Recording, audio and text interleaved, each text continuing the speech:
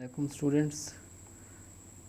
पिछले क्लास में पिछले लेक्चर में हमने प्रोपोर्शन के बारे में डिस्कस किया था, सैम्पलिंग डिस्ट्रीब्यूशन ऑफ प्रोपोर्शंस। तो ये क्वेश्चन देख लें इस लेक्चर में। उससे रेलिवेंट जो क्वेश्चन है 47 है और 48 है। इन क्वेश्चंस में आपने sampling distribution of sample proportion बनानी है और फिर उसके बाद ये प्रॉपर्टीज़ वेरीफाई करनी है। तो 47 एंड 48 ये दोनों क्वेश्चन जो हैं एक ही मेथड से होंगे। तो आपने इन क्वेश्चंस को खुद अटेम्प्ट करना है, ठीक है। तो ये जो 49 है इसको हम देख लेते हैं आज हम, कि जिसमें हम कंटिन्यूटी करेक्शन जो है अप्लाई करते हैं। तो ये देखें 49 के पार्ट के 2% of the trees in a plantation area are have certain disease.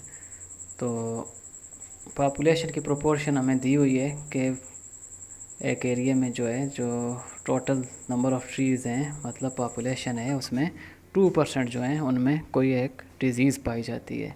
तो प्रोबेबिलिटी ये फाइंड करनी है कि जो सैम्पल है 250 का लिया है उसमें से लेस देन 1% जो हैं वो डिज़ीज़ उनमें पाई जाती है। तो probability of P cap less than 0.01 हो जाएगा। ये हमने फाइंड करनी है। यहाँ पे सैम्पल साइज़ n = 250 है, ठीक है। अब जब भी प्रोपोर्शन की प्रोबेबिलिटी हम फाइंड करते हैं तो ये हम डिस्कस कर चुके हैं। फार्मूला इसका p cap plus minus 1/2n minus p capital P divided by p q over n square root, ठीक है। तो ये z का फार्मूला हम यूज़ करते हैं प्रोपोर्शन की प्रोबेबिलिटी फाइंड करने के लिए। तो अब यहाँ पे पॉपुलेशन प्रोपोर्शन p जो है वो 2% दी हुई है। मतलब ये है कि p को हम 0.02 लिखते हैं, यहाँ से q निकाल लेते हैं, q = 1 माइनस p होता है। तो 1 माइनस 0.02 = 0.98। ये q की वैल्यू आ गई और इस वैल्यूज़ को यहाँ पे पुट करेंगे। लेकिन अब ये है कि हमने ये कंटिन्यूटी करेक्शन प्लस 1/2n करना या माइनस। तो ये देखें यहाँ पे लेस देन है प्रोबेबिलिटी हमने जो फाइंड करनी है। तो पी कैप लेस देन क्योंकि है तो इसलिए हम -1/2n कर रहे हैं।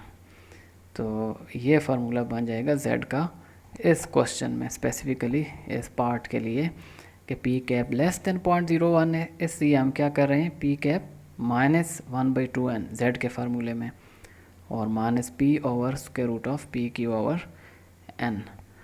तो इस फार्मूले में जब वैल्यूज़ पुट करेंगे आप, ये सारी पी कैप की वैल्यू 0.01, 1/2n, n की वैल्यू 250 है और माइनस पॉपुलेशन प्रोपोर्शन 0.02, डिनोमिनेटर में पी क्यू और n की वैल्यूज़ हम पुट करते हैं।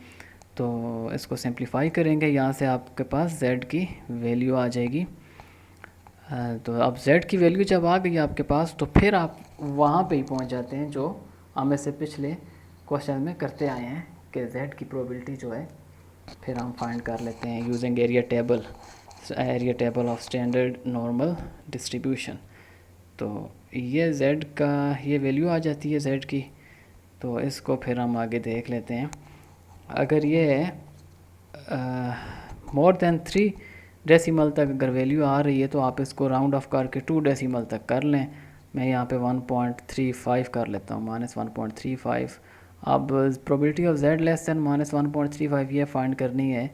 तो ये देखें ये एरिया रिक्वायर्ड बनता है जो हमारा। तो 0.5 में से हम अगर प्रोबेबिलिटी माइनस करते हैं -1.35 से 0 तक, -1.35 less than z less than 0। तो ये एरिया टेबल से आप देखेंगे ये प्रोबेबिलिटी जो है, ये जो प्रोबेबिलिटी -1.35, तो 1.3 के सामने और 0.05 के नीचे देखा तो 0.4123 आया। तो इसको सिंप्लीफाई किया तो ये 0.0877 ये आपका आंसर आ जाता है इस केस में, कि जो हमने प्रोबेबिलिटी फाइंड करनी थी, probability of P cap less than 0.01। तो इसको हमने z में चेंज किया, z में चेंज करने के बाद इसकी प्रोबेबिलिटी निकाल ली, तो ये आंसर बन जाता है। इसी तरीके से इसका बी पार्ट जो है वो भी आप, उसमें ये कहता है कि probability of P cap is greater than 0.04, के 4% जो है वो डिजीज़ उनमें है। तो तो यहाँ पे क्योंकि ग्रेटर देन है तो यहाँ पे हम +1/2n लिखेंगे। +1/2 क्यों लिखेंगे? क्योंकि हमने कल भी पढ़ा था कि जहाँ पे जो है ग्रेटर देन होता है, पी कैप ग्रेटर देन, तो वहाँ पे हम प्लस करते हैं 1/2n कंटिन्यूटी करेक्शन को। z इस फार्मूले से बनाएंगे आप, तो ये बल्कि इसी ए का सेकंड पार्ट है। तो फिर आगे उसी तरीके से z की प्रोबेबिलिटी निकाल लें। 49 का बी पार्ट जो है, 14.49 का बी पार्ट, ये भी सेम इसी तरह का क्वेश्चन है, ये आपने ख़ुद ट्राई करना है, ठीक है। तो सेम इन्हीं लाइंस के ऊपर ये आपने ख़ुद अटैम्प्ट करना है। तो ये स्टूडेंट्स हमारा आज का लेक्चर था। कोई क्वेश्चन हो तो वो आप मुझसे पूछ सकते हैं। ओके स्टूडेंट्स, अल्लाह हाफिज़।